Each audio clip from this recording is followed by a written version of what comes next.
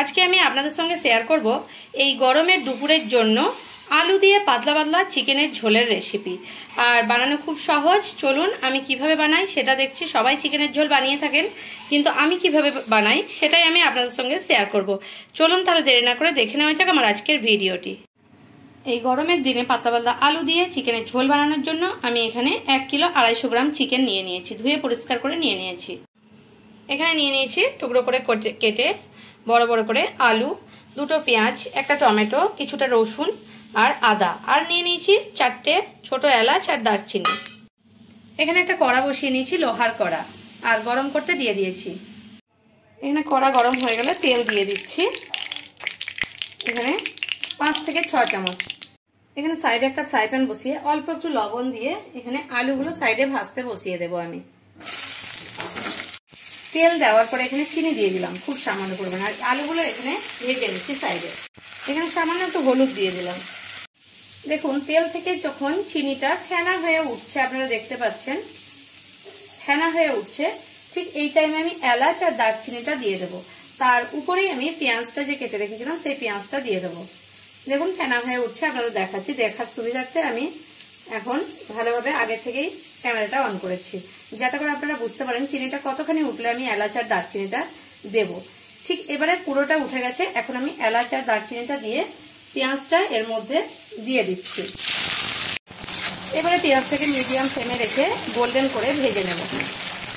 দেখুন পেঁয়াজটা গোল্ডেন করে ভাজা হয়ে গেছে, আর এদিকে আমার আলুগুলোও ভাজা হয়ে গেছে। এবারে আমি মশলাটা এই পেঁয়াজের উপরে দিয়ে দেবো। পেঁয়াজটা কিন্তু গোল্ডেন করে, কিন্তু পুড়িয়ে ফেলা চলবে না, পেঁয়াজটাকে ঠিক গোল্ডেন করে ভাজতে হবে। পুড়িয়ে ফেললে কিন্তু টেস্টটা আলাদা হয়ে যাবে।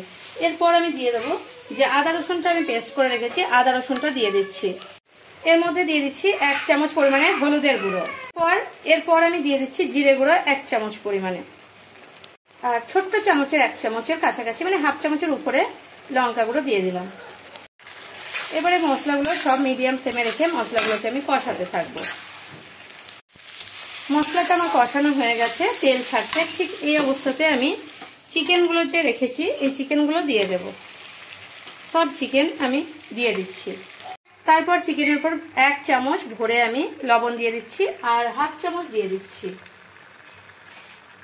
আর আমি দিয়ে দেবো হাফ চামচ। এবারে মিডিয়াম ফ্লেমে রেখে প্রথমে চিকেনটাকে আমি মশলার সঙ্গে মিশিয়ে নেব। এবারে চিকেনটাকে আমি সব মিশিয়ে নিয়েছি, মিডিয়াম ফ্লেমে আছে। আলুগুলো যেহেতু আমি মোটা করে কেটেছি, আলুগুলোও দিয়ে দিচ্ছি এর মধ্যে।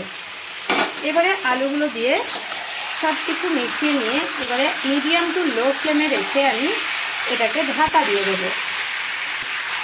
ঢাকা দিয়ে এখন হতে দেবো, আর মাঝে মাঝে আমি এটাকে কিন্তু এভাবে ঢাকা দিয়ে দিলাম মিডিয়াম টু লো ফ্লেমে রেখে।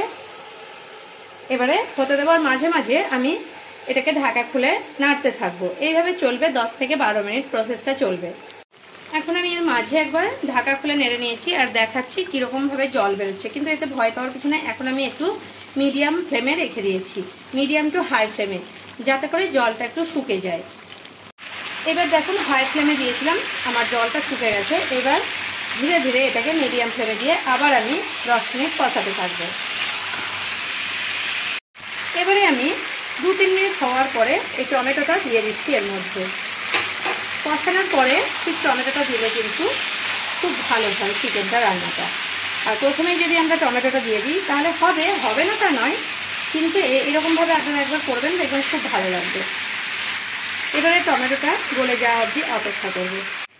এবারে আমার দেখুন কষানো হয়ে গেছে, টমেটোগুলো গলে গেছে। এবার দেখুন তেল ছেড়ে এসছে সাইডে সাইডে। এখন আমি দিয়ে দেবো জল। এবারে জল দিয়ে দিয়েছি, আর অল্প একটু লবণের মধ্যে দিয়ে দিলাম। এবারে মিডিয়াম টু লো ফ্লেমে রেখে আর 10 মিনিটের জন্য এটাকে ফুটতে দেব।